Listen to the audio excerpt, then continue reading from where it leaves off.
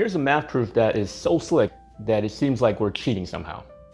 But I can assure you that we are not. It's just that elegant. It's the proof for this statement. If a and b are irrational numbers, then a to the power of b is also irrational. Now it turns out this statement is actually false, and we're going to show why with a counterexample. Are you ready? Because it's going to be over before you know it. Our counterexample is this. Root 2 to the power of root 2. Recall that root 2 is an irrational number. If you're not convinced, you can go watch one of my previous videos where I show you proof for why root 2 is irrational. But let's suppose we already have proven that root 2 is irrational. Then is this number rational or irrational?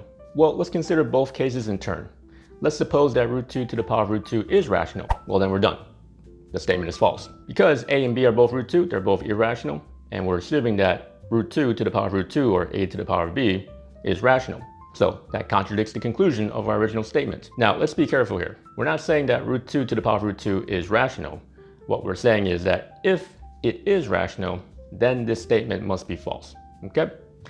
All right, let's move on to the second case. What if root 2 to the power of root 2 is irrational? Well, let's set a equal to root 2 to the power of root 2, and let's raise it to a power of b, where b is some irrational number.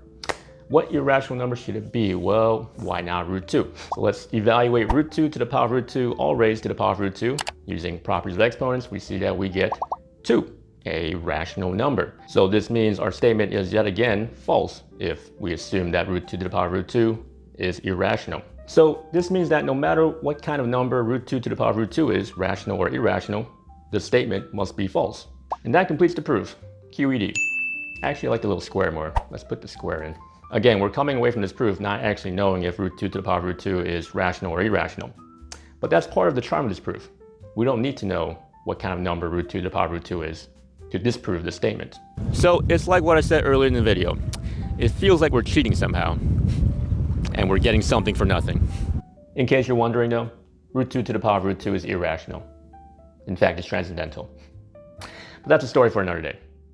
With that, I hope you're doing well. Make sure to hit that follow button for more math content. And as always, I'll catch y'all in the next one. Take care.